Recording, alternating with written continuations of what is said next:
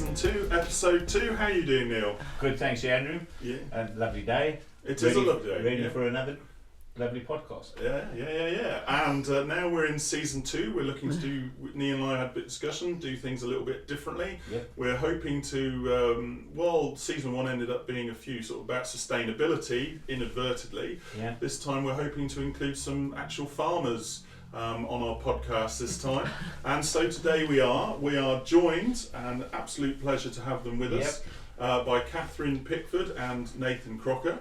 And some of you may have seen them in the media in the last, I suppose, 6 months, because Catherine and her team were named Farmers Weekly Dairy Farmer of the Year 2022. So congratulations to both of you and the rest of the team. Thank you. I think it was all a bit of a team effort, so it was nice to be recognised. So, hello Catherine. Hello. Hello Hi Nathan. there. Hi, hello. So, we do sort of have a bit of a planned subject for it, but let's go back to start with you, Catherine. Where's your background and sort of how did you get to where you are today? I went back to a family tenanted farm in 1995. Yep. We were 70 cows, they're Holstein Friesians. Yep. Fairly average yield, sort of 6,000 litres at the time, on a simple diet of grass and then grass, silage and maize. Yep. We grew 100 acres of combinable crops, which I didn't enjoy at all. I felt I was beholden to the contractors. You'd have a lovely crop and then it was ready for harvest and the contractors wouldn't turn up, or it rained and everything went flat. So I wanted to concentrate on dairy cows, which was sort of a passion. I pushed yield, which we got up to 8,000 litres on a simple diet, and still not making much money and working very hard hours and long hours and not being able to get away very easily. Yep. So in, I think it was 2001, 2002, our consultant at the time, Gerard Finnan, took us a group over to Ireland to see a simple system, just grazing. Spring carving, block spring carving, and it was sort of a bit of a light bulb moment, and came back and thought, well, if somebody else can do it, why can't we do it? Well, let's be honest, around here there is a very strong spring carving group, and most of that's probably down to Gerard. Absolutely, yes. And he's known for it, and has there's some fantastic farms around. At the time, there were very few. Yeah. So we couldn't buy in spring carving block any heifers or any cows really. So we had to do it ourselves. So we blocked up the whole herd in 2003 or 2003. I think it was 2003 to calve in the autumn. Yeah. And then we didn't calve anything in 2004. So had like 15, 18 month lactation. Yeah. And then started in 2005. Everything was spring calving. And you were probably, I would argue, one of the most more extreme ones, in that when I first met you, you were also once a day milking. That was in, when did we go? When Nathan joined us in, when did you join us? What's your background, Nathan? Done 3 years at Kingston Warwood after school. Yep. And a national diploma in agriculture. While working part-time with Catherine.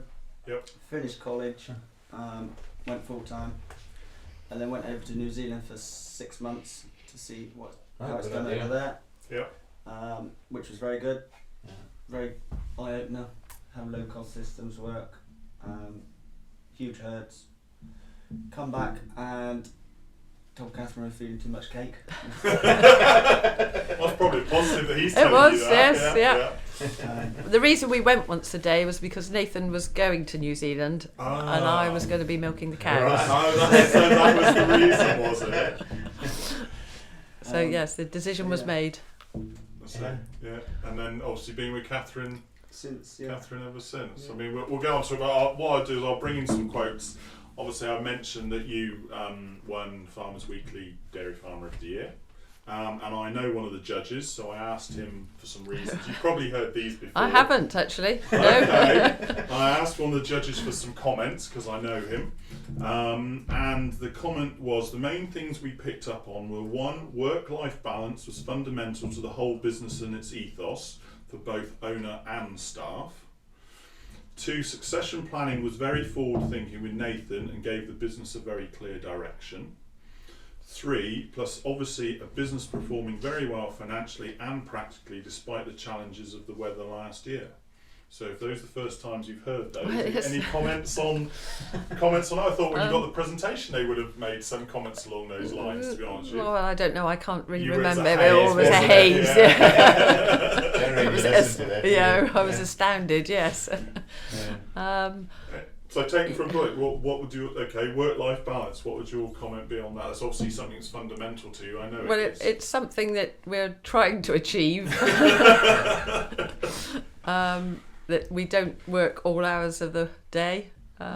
We start milking at 5:45 in the morning, Yeah. or that everybody arrives at 5:45 and cups on at 6 o'clock, isn't it? Yeah. So And then not early at no, all. no. We've mostly had young staff, haven't we? Yeah. And they want to go out and have a life at night, and they don't want to get up at 3 o'clock in the morning to No, milk cows. No. And I wouldn't want to do that. So why should I expect anybody else to do it? Exactly. Well, why do you expect others to do what you won't do? Exactly. Yeah. Yes. Yeah. Precisely. And Nathan's now got a young family, so Yeah.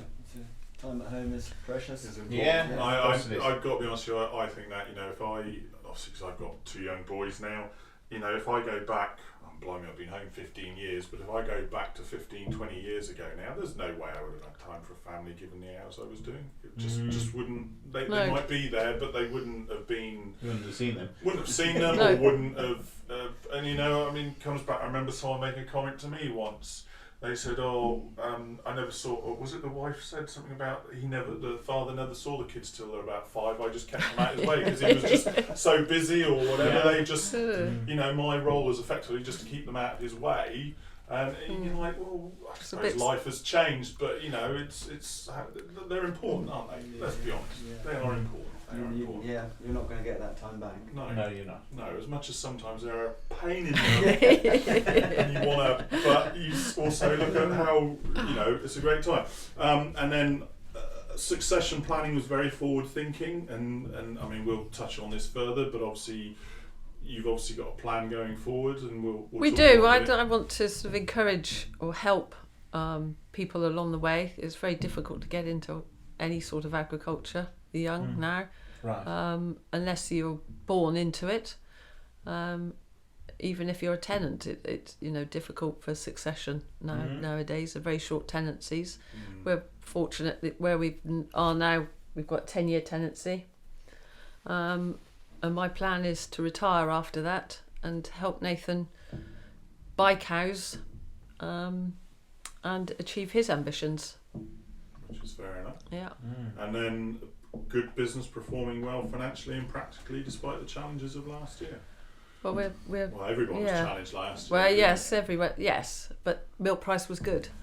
So- Well, yes.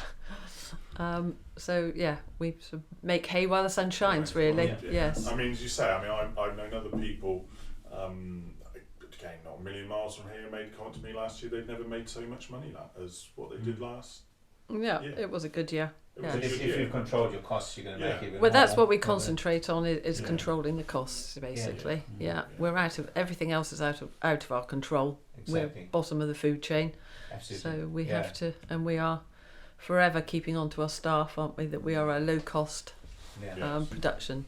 Yeah, that's right. The key uncertainty is always the milk price. Yeah. You don't know when they're going to change it and how they're going to change it. No, we have a month's notice, basically, Yeah, and yeah. we have to do a 12-month budget every Yeah. year, and we've just got to sort of make the best guesstimate, but keep our costs very Yeah. much under control. So taking a step back now after we made those comments, I think we got to the point of like Nathan joining the business. So where's it gone in the time Nathan or either of you took this, but really where's the business gone from that point? Obviously you mentioned you once a day milking was because Nathan was disappearing off to Yeah, we did. it's all his fault. Yes.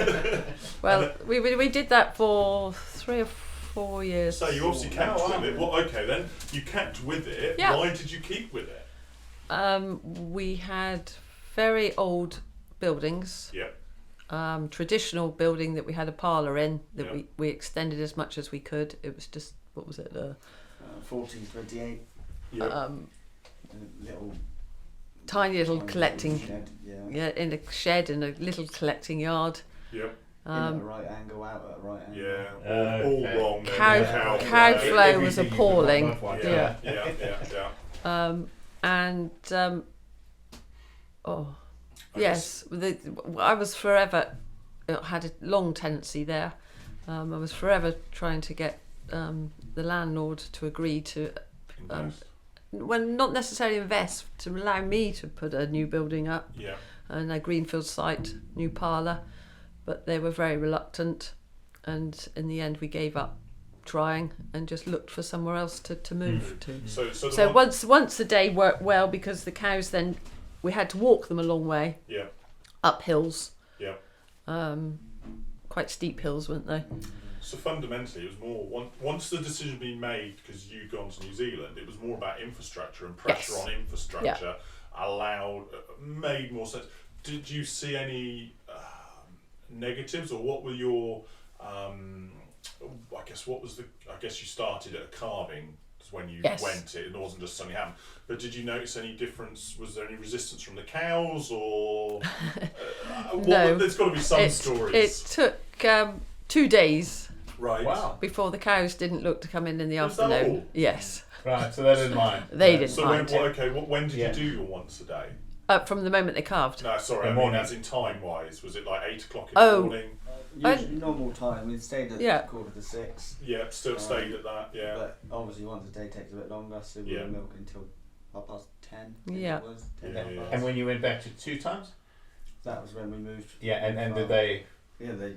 Was No, that to overnight? it ducked. Yes, Yeah. yeah. But It's amazing how that. It is. It's Yeah. the manager's mindset, not It the is. cows. Well, I mean, yeah. I don't know if I've ever said it. I've said it to you or one of our original podcasts. We messed around. I went to the AI in North Queensland. The AI facilities were a cooperative where you were a member and etc.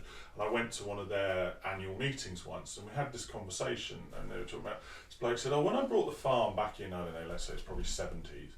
He said, first weekend, he said, I couldn't find the cows. Right.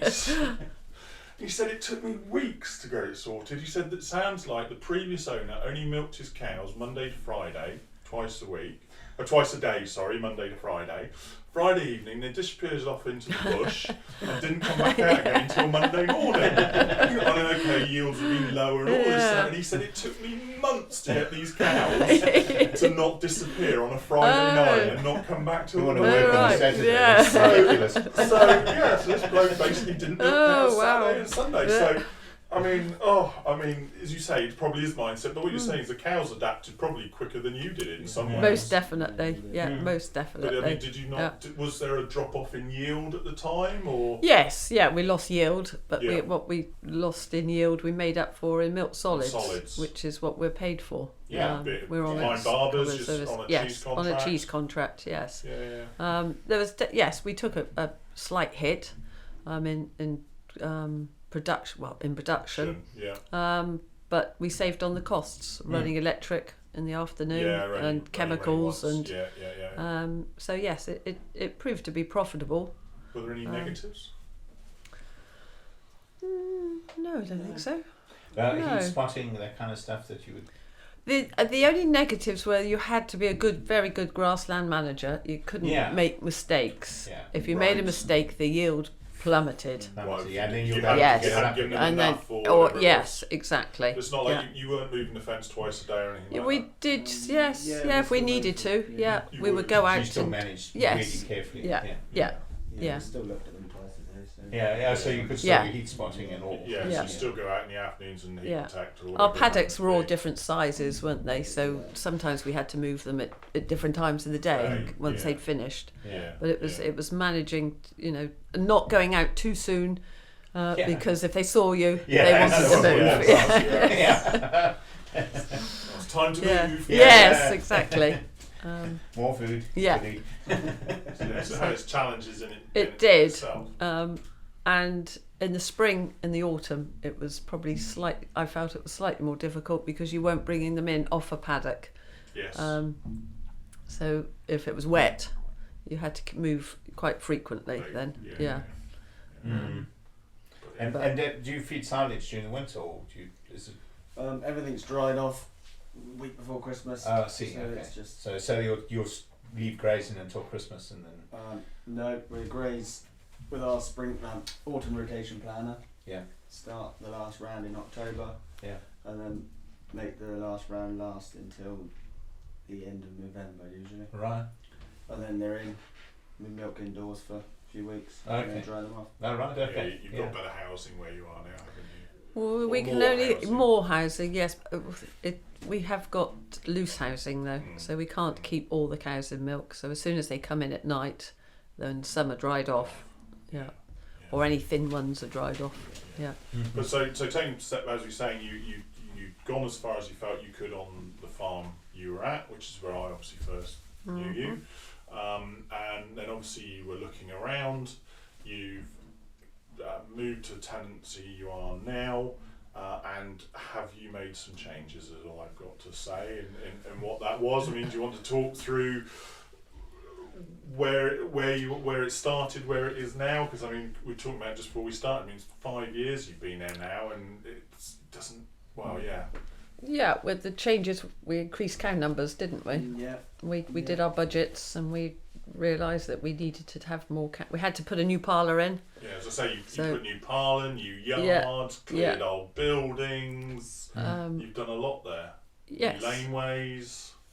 Yeah, we got tracks to all the paddocks now, haven't we? Yeah. There wasn't any fences on the farm. We were fencing Literally literally in front of the cows. Yeah, it was- and still trying to move out of the old farm as well. It was interesting. Yeah. Interesting. That's right, because you moved a lot of sleepers and that with you. Yes, didn't we took 6,000 sleepers with us, railway sleepers. Wow. So that took a lot of Yeah. lifting. Yeah. And putting down again. That's when Nathan bought 50 in calf heifers. No, 20. We bought in total in 50 to up the cow numbers. Yeah. Of those 20 were Nathan And is bought. that, had the succession plan been part of it at that stage, or that's when it first started to come into the conversation, or? That's when we first started, didn't Yeah, it? yeah. Yes. Yeah. Because you wanted to build your own herd, as it was. Yes. Yeah. We thought that was a good Good way way of to doing do it. it. And then obviously you've gone back to twice a day. We have, yes. Yeah. Because cow flow is easy. Yep. I was going to say, what's if you were comfortable once a day? Why have you It helped cash flow. cash flow? I had to borrow a lot of money to Yep. put the parlour in. Yep. So it helped cash flow. Yep. It made more sense. The new parlour is very easy to milk in, isn't it? 40-80. 40-80, I was going Yeah. to say 24, that's not big enough, it's 40-80, it's a big old parlour, isn't it? Yeah. In the afternoon, you can milk 400 cows in an hour and a half. Yeah, Fantastic. not long at all. No, Not which long is at what all. it needs to be. Yeah, Mm.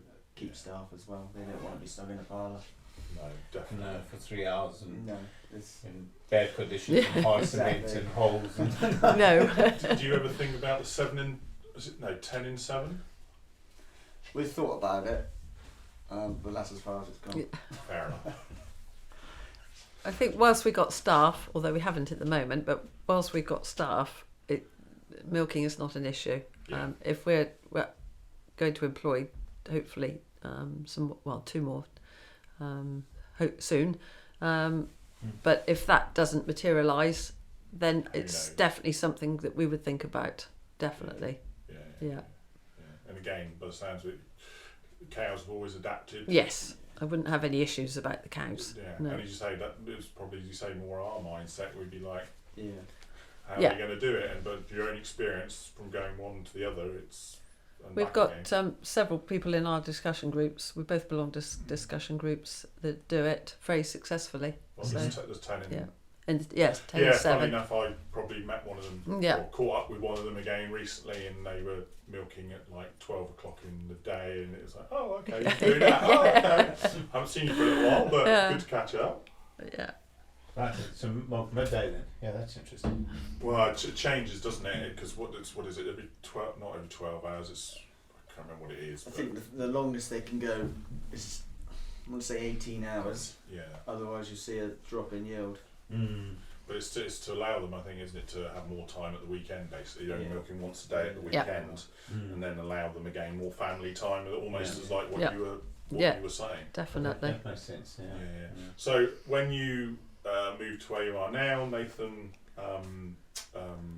purchased some of the in-calf heifers, and that's obviously part of the succession plan, and that's obviously one of the things we're sort of talking about today is succession. There obviously is a succession plan going forward. As you said, Catherine, you want to retire in 5 years. You must be already thinking about what to do.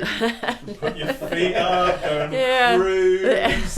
Yeah, I hope so. Probably for the first month, just rest. Exactly.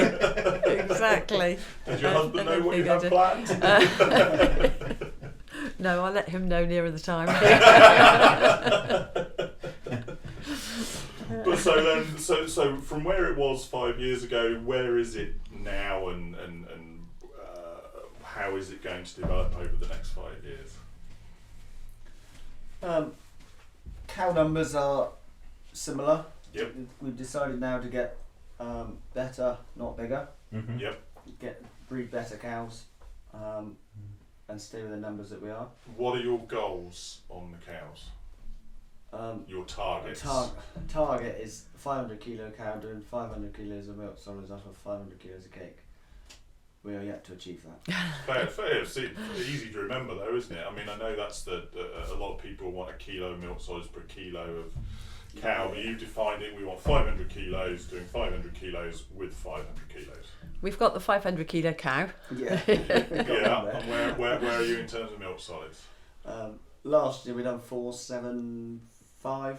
So That's not not far off. So we're- No. a million miles off, but then how much concentrate? Last year was 1.2 tons. However, the year before it was 600 kilos. So, yeah, exactly. Last year's a bit Yes. A bit of a with, while. with, Yeah. with the Because trial we're- season. Yeah. For 2 months we were feeding continuously. They didn't Yeah. graze No. at all. No. So you're not a million miles out. No. Taking out last year, as you say, is a bit of a, but you're not a million miles off. So what are you doing to try and be better then? Just obviously breed a more efficient cow. Yeah, we're reseeding the whole farm. Yep. Going through that. So And yeah, just- but that hadn't been reseeded for a long time. No. It grew a lot of weeds. Using sex semen on the best cows now. Yep. And what are you using to determine that milk solids again? We weigh the cows in July. Yep. And then work out the milk solids as a percentage of the body weight. Yep. And targeting the good ones. So where's your range from then in terms of percentage? The best is doing 141% of the body weight, and the worst was 52. Quite a range. That's A huge incredible. range. Yeah. That And- is I've massive. actually done it with jerseys and fleck furs before.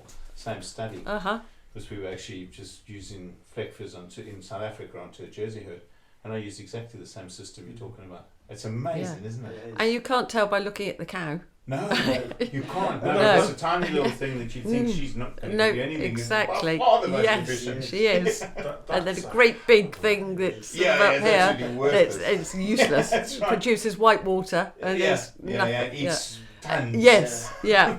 And what breed then? What?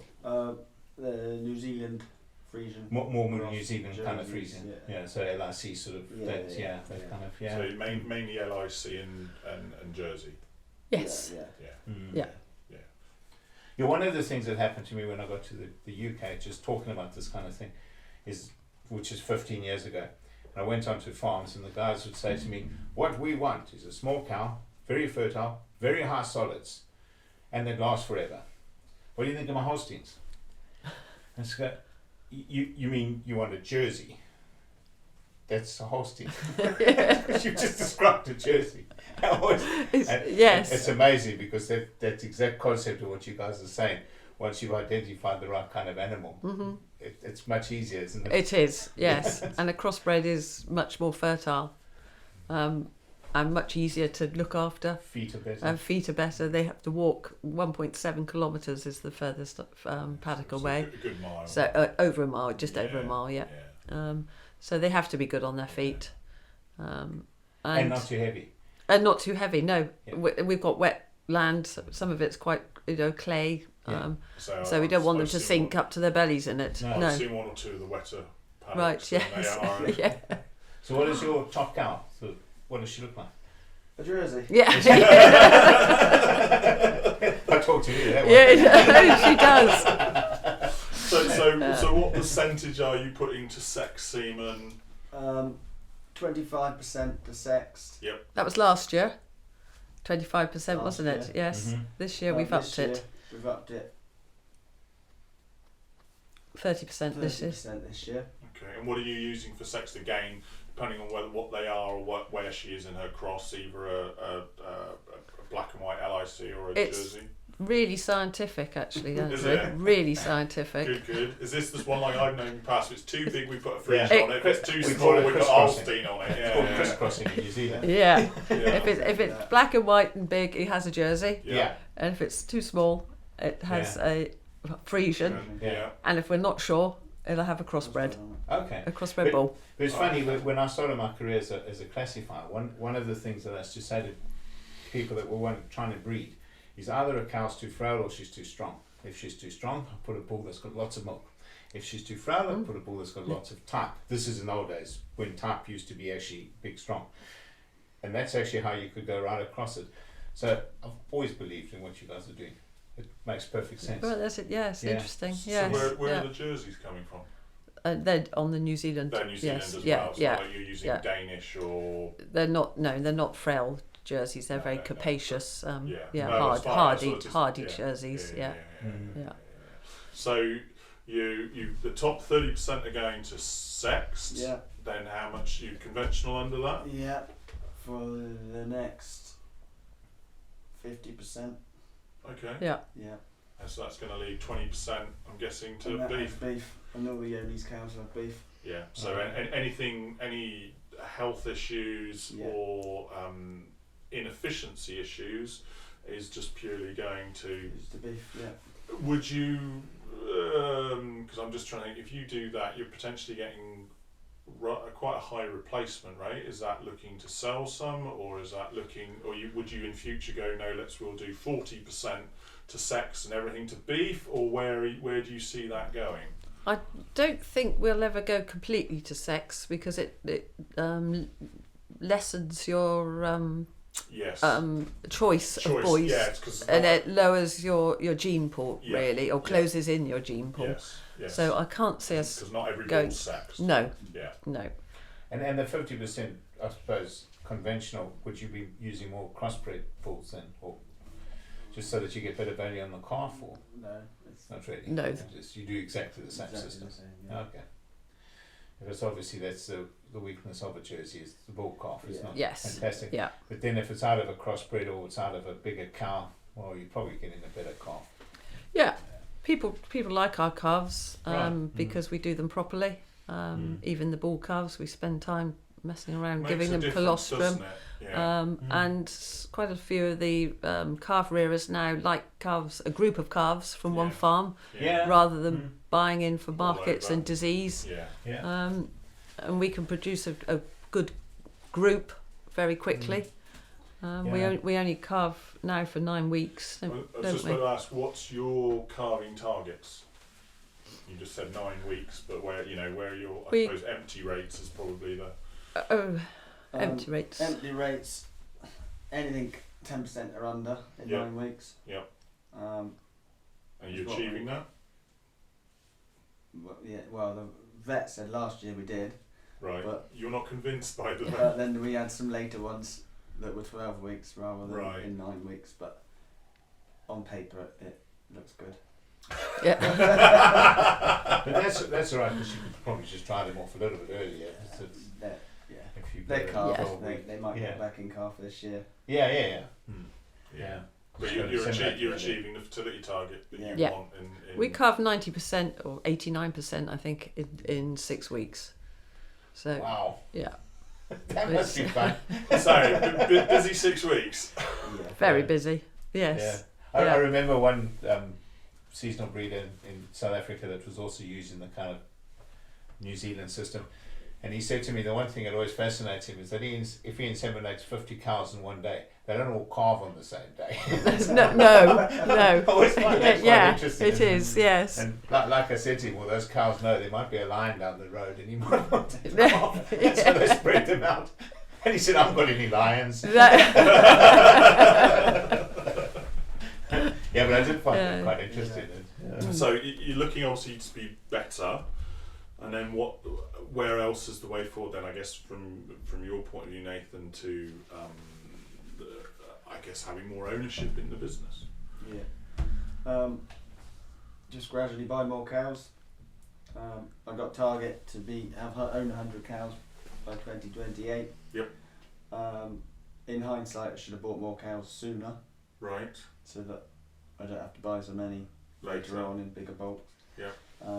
But that's just the way it is. Exactly. Hindsight's a wonderful thing, It is. isn't it? So how many cows have you got in the business now? At the moment, I've got 28 plus Then young stock stock coming through. Yeah. To be honest with you, I found my own experience of buying cows, it then starts to snowball. Once those start calving and then they start calving, you sit there, I'd be sat there on, I know there was 10, 20 cows, whatever it was, and you think, oh, I'm not really going anywhere. Okay, I was doing some ET work as well, but whatever. And then all of a sudden, the numbers suddenly just go woomph, and it's like, now I've got 40 cows, or it just suddenly it'll start to snowball when it goes up. So what's the arrangement on farm? Obviously you own those, what do we say, 28 cows, so then how does that work with the bigger business? And then Catherine hires Catherine hires them back off of me. Yep. So pays you a rental or whatever for Monthly we so pay you've got that, a nice so there's cash flow. Yeah. And then if I get the first choice to buy them, if it's a heifer calf comes out of her, I get the choice to buy that back. Okay, so you don't automatically get the calf. No. No, I cover all the costs for it. To get it pregnant, to get it back in calf, to feed it for vets, vaccinations, everything like that. Yeah. Just treat it as one of the herd, basically. Yeah, exactly. It's what you've got to do, isn't it? So it's like sort of like share milking in New Zealand, kind of. Okay, yeah. So then you get the option to buy that calf back. Buy that back. Yeah. And then pay that over monthly, over 22 months. Yep. Until she's calves. Yep. And then Catherine will hire it back off of me. Yep. And hopefully she gets back in calf again. Well, as we said, that's more fertile animals. So if you want, where are we now? We're 2023, and you said by 2028. So you've got to buy 70 cows next 5 years. So 12 cows a year, effectively. But then working on a 15% replacement. I was just going to say you've got to replace as well. I think it worked out as 60 cows. I think I've got 90 cows. I've got to buy. Okay. Which, like hindsight, I would have bought them earlier, 3 years ago. But it is what it is.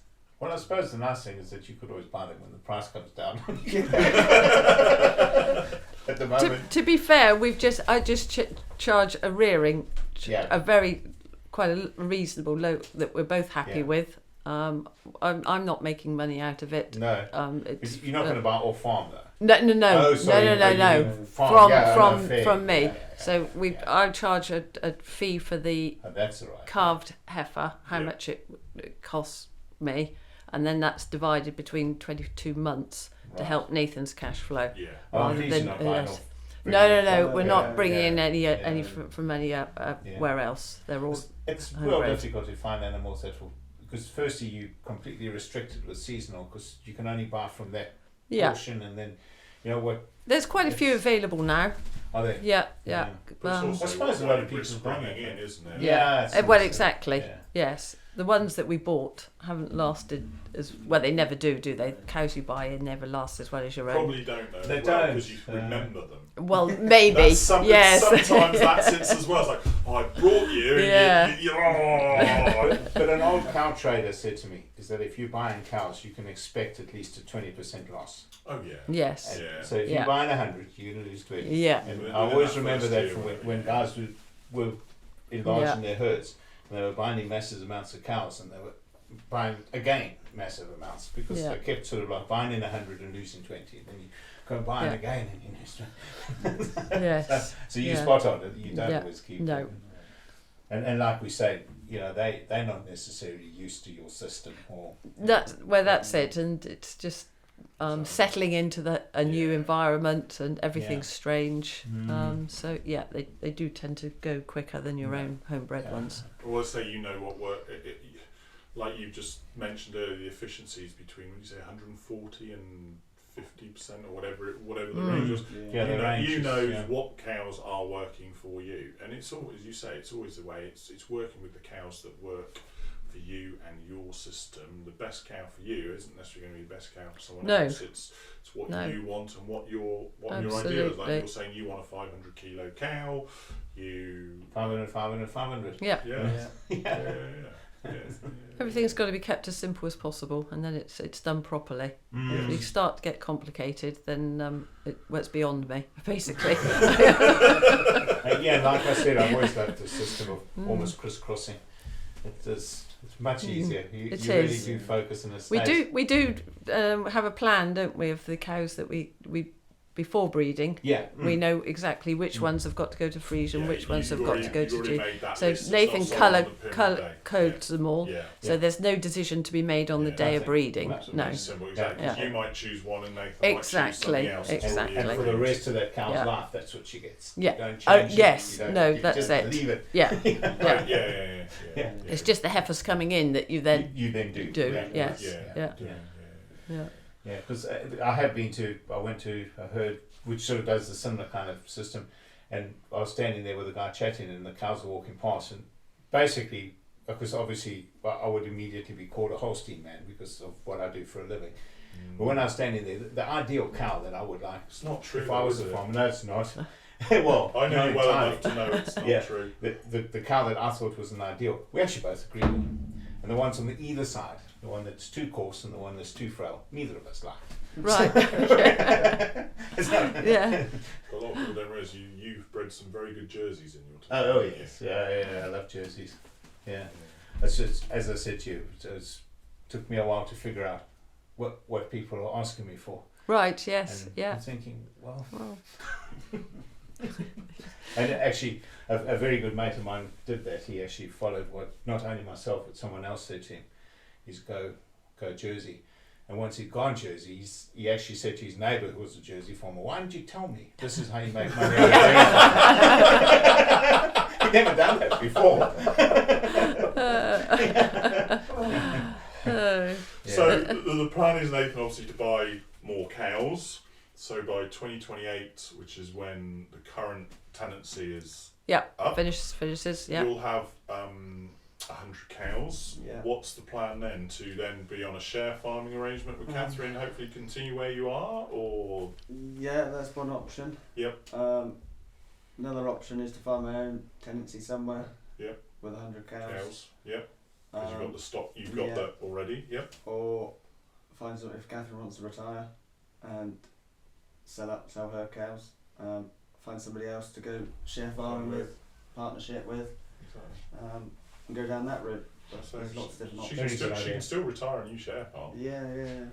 But yes, it's just keeping all options open. Yeah, exactly. So there's no definitive plan at the moment. It's to have equity to a certain level and then see what's to go at the time.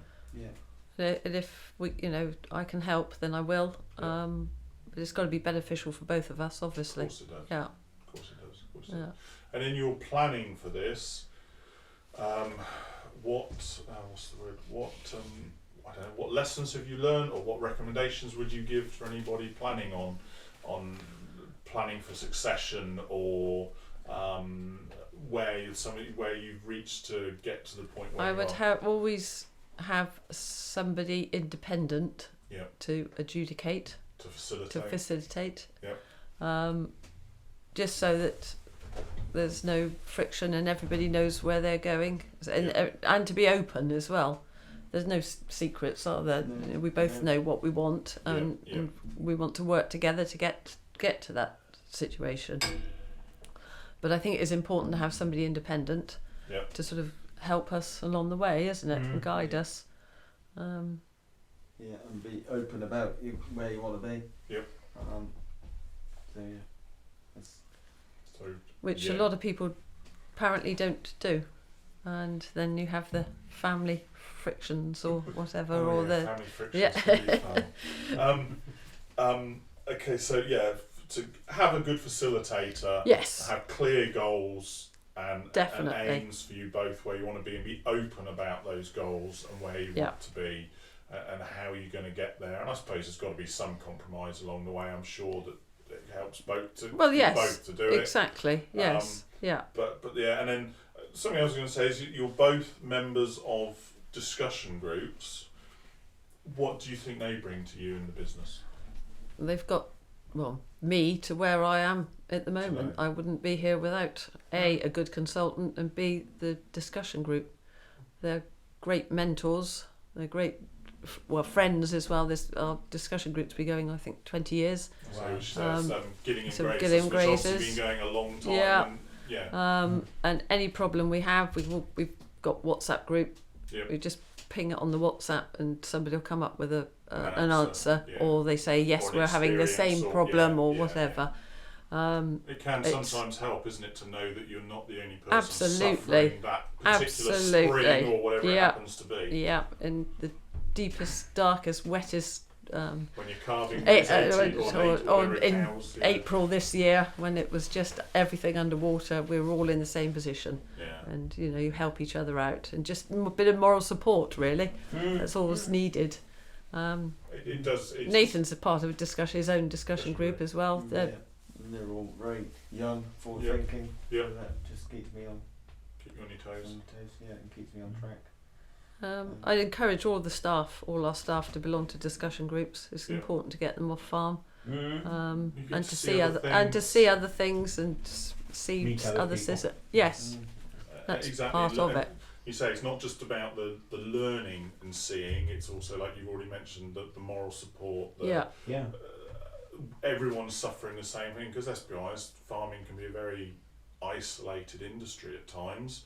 And if someone else is actually is me as well, it does make you feel better, doesn't it? And just associating with positive people is just so beneficial, rather than people moaning and groaning, which we all do at times. But there's nothing worse than farmers just all they do is moan about milk price. Milk price is very rarely mentioned in our discussion groups. Yeah, because you can't do anything about it. No. Exactly. And I hate to say it, I know people that do moan about milk price, and then you think, well, actually, if you were happy to actually spend a bit of time and sit down and tick a few boxes, or whatever it happened to be, you would have that higher milk price. But no, we don't want to do this, or we don't want to do that, and it's like, well, you're not really helping yourself, are you? No, you've got to be adaptable and flexible. We make plans, and Nathan, for example, measures the grass once a week, and we make a plan on a Monday where the cows are going. I do breakfast meetings for the staff once a week. And we all get round a table and discuss what we're doing, and what's gone well and what hasn't gone well, and what's happening. And then there was one week this April, and you did your walks, didn't you? Yeah, we made a plan. Monday afternoon, morning, and by Tuesday it had gone out the window. I was going to say, it was Tuesday. Because it was just pouring down the rain. So all the wet paddocks were... This meter doesn't help it. No, it was just going round trying to find somewhere dry-ish or drier to put them in. That's the thing. I mean, I've seen the development of that farm the last 5 years. Is there more you intend to do, or now you think you've got to the stage where you've spent the capital you intend to spend, and really it's about farming for the next 5 years? Yeah, we'll spend capital where it's needed It is, yeah. if it's going to be beneficial for us, but not just to spend it No, for the I sake don't of mean it. spend it for the sake of it. No. There's no, I mean, you had to build a new parlour, you had to build a new Oh. yard, you had to put the laneways in, you had to, Yeah. do something. I think you've done some silage pits as well. Yes, haven't you, if I remember right. Yeah. You know what I mean? Is there more along that line, or you think Well, now you've got to that stage? There'll be some environmental things that we probably have to do regarding compliance with the slurry lagoons and maybe the silage clamps. Yeah. We're having a discussion group meeting this month with an EA person, just to see what we need to do, and if it's going to be hugely expensive, then maybe we won't do it, and we'll look for Nathan to go somewhere else. In fact, farm out those 5 years. And, Yes. But if we can do it, then if we can extend the tenancy or in any shape or form, then we may well invest. Yeah. But no, it's just becoming more efficient, really. Concentrating on lowering those costs, isn't it? Yeah. And getting we have got good cows. They have always produced a good quality milk. They're sort of fairly higher yielding in the spring block group. Okay, for those listening that aren't into kilos, where are your yields in terms of litres and fat and protein? We average 5,500. Yep. And I think the fats are just on average just under 5 last year, and the proteins are 4. Wow. So 9% solids. Yeah. Nearly. Yeah.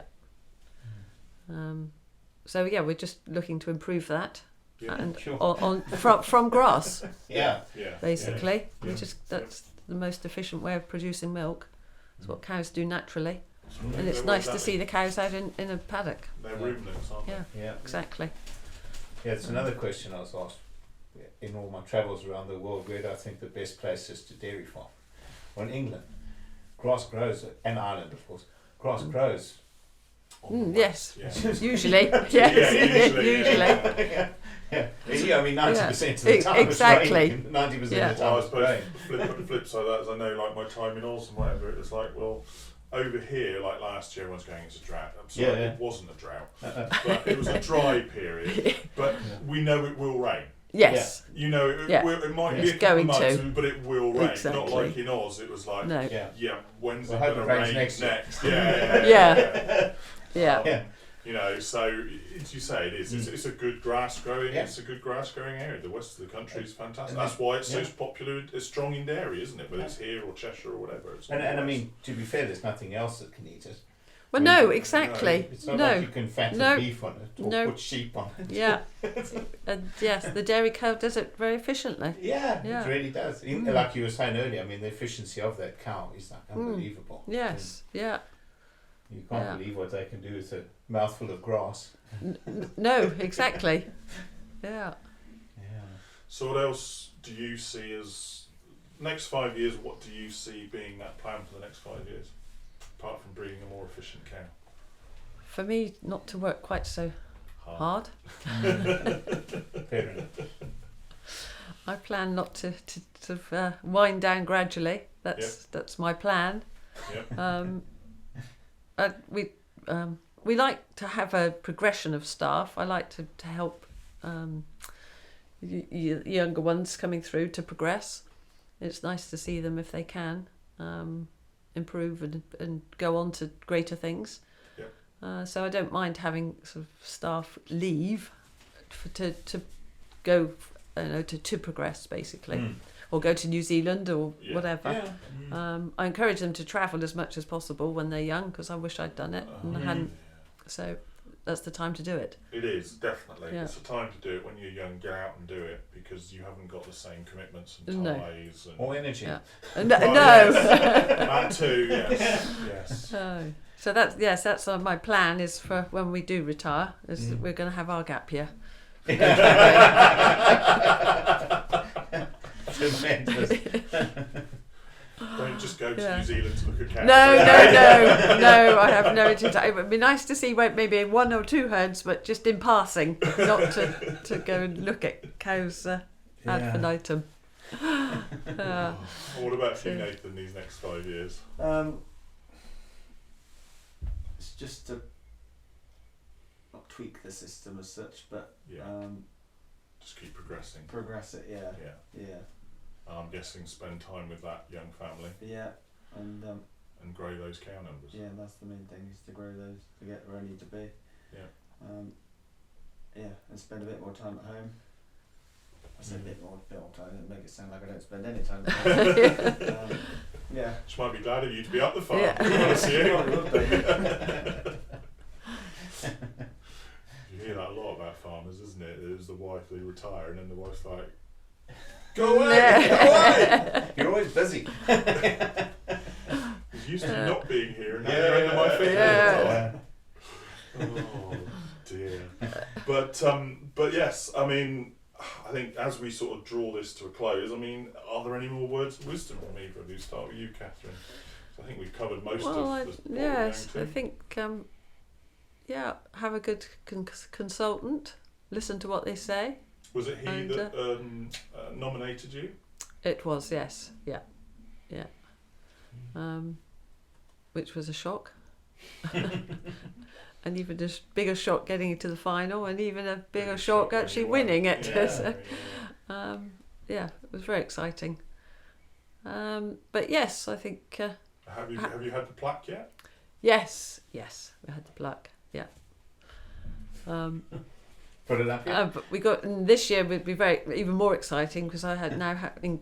We'll be one of the judges. Yes. So I'm looking forward to that. Yeah, that'll be interesting. A few days. It will be.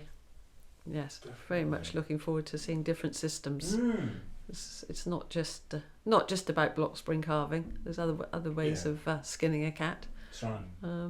I think you just have to choose a system and go with it, rather than chop and change and moan that you can't do this and that. It's to be flexible. Yeah. And to get off farm and see as much as you can of other farmers. Pick out bits that they do well. My great sort of mantra is that we don't do anything original. We whatever we've seen, we've picked up from other farms, haven't we? Yes. And we just tweak it to make it suit our own farm. It's funny you say that. I've got a client who says he goes whenever he says something, I go, "Oh yeah, such and such." He said, "I never have an original thought. It's good to know that I still haven't had an original thought." Well, that's what we say. Let everybody else make the mistakes. They pay the school fees. Yeah.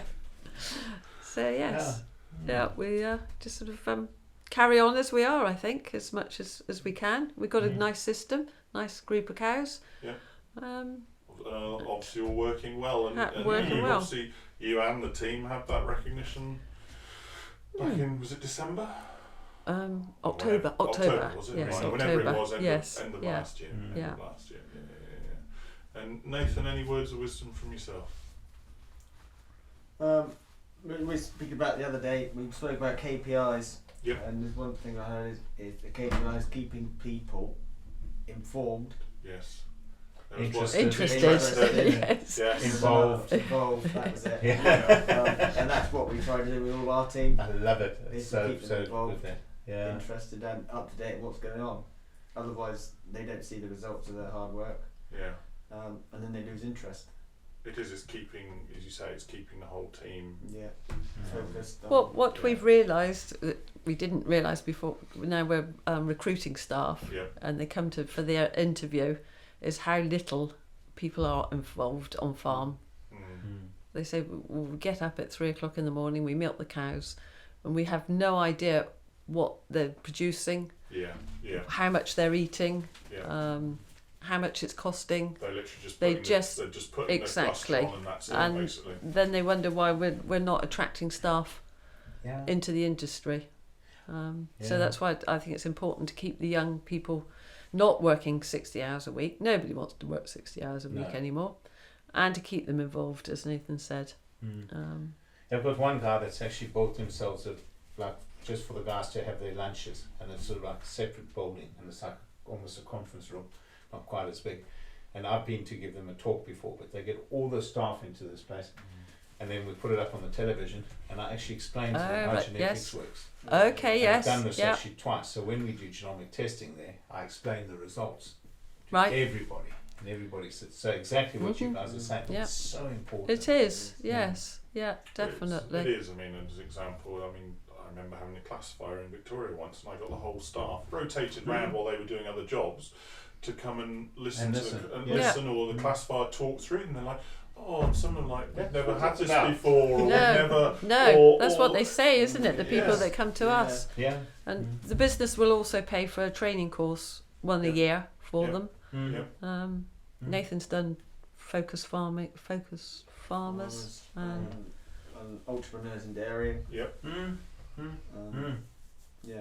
Is it open to them what they choose? So yeah, they as say, long "Oh, as it's foot trimming the or-" only foot trimming one's done AI. Yeah. As Not long as too it's bad. associated with agriculture and it's Yeah. not flower arranging or something like that. A flower arranger might say it is. Well, Maybe yeah, that is still. Not on this far. They've got flowers. And the agreement is if they leave within 6 months, they have to repay it. Yeah. If they leave within 6 to 12 months, they pay half. Yeah. And after 12 months, it's written off. It's fair, So- but you can't ask no. much fairer than that, can you? Yeah. But it keeps them interested. Yeah. It's nice that they're progressing as well and learning new skills. When you say recruiting staff, are you using anybody? Well, let's say like Paul Harris or no? Yes, we are this. This Yes, time. yeah, this time. Yes, yeah, which has been very successful, hasn't it, Yeah. so far? Yeah. Yeah, I was going to say. I mean, I had a day listening to Paul and doing it a number of years ago, and yeah, he was really Yeah. good.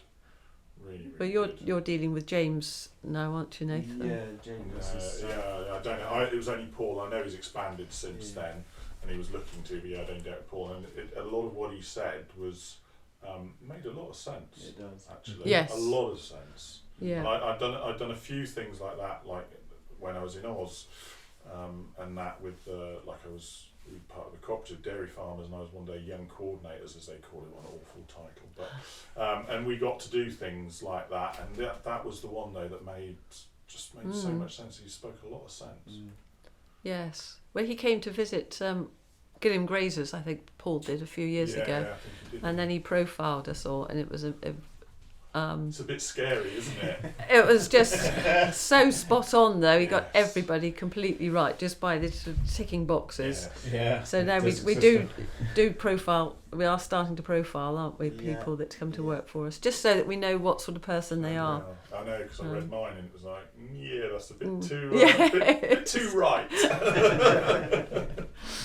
Yeah, But, but yeah, they've been a great help, and sort of Very good. bringing staff towards us. Yeah. And we Which is use good. them for staff appraisals as well. Yeah. Oh yes, we Yeah. do. Yes. Yeah. And that's really good. That's important to have. I think somebody independent to do that as well. Yeah. no, that's good. That's good. But yeah, so all going quite Well, touch wood, Yeah. she says quickly. Yes. Yeah.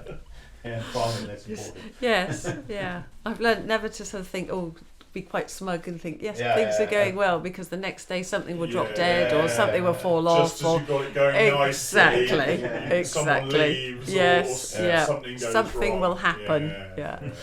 But then it always keeps us on our toes, isn't it? New Yeah. challenges. So every day is a new challenge Every day. So and a learning day. That's why I sort of say dairy farming is. You might have got the routine every day. You've got to milk the cows every day, or whatever it happens to be. But it's around that everything is different. Whether it's Yes. the weather, whether it's people, whether it's Yeah. every day is different. It is. Every day is a new challenge or a learning day. Yeah. So yeah, which is what makes it interesting. Exactly. So that's why we're all here. We all obviously enjoy cows. Yeah. Can't get away from them no matter how hard we try sometimes. Don't seem to. Never try. Dear. All right. Well, on that note, then I think we'll draw this one to a close. So I'd like to thank Catherine and Nathan for coming and being our first farm guests.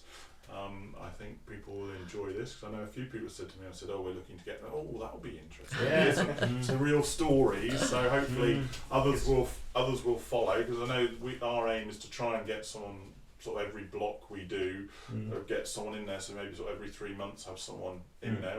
We'll just have to see how it goes and see what the feedback is. And on that note, if anyone has any questions for Catherine or Nathan, or any feedback, then obviously please email us at the usual podcast at ChewintheCud.com, remember no G, or follow us on Twitter at ChewintheCudPod. Obviously we're on other social media as well, so Facebook and LinkedIn. But otherwise, I guess it's a thank you to Catherine and Nathan, and a goodbye from me, and I guess a goodbye from... Yeah, goodbye. Thank you for listening. Thank you very much. Thank you. Thank you. Thank you.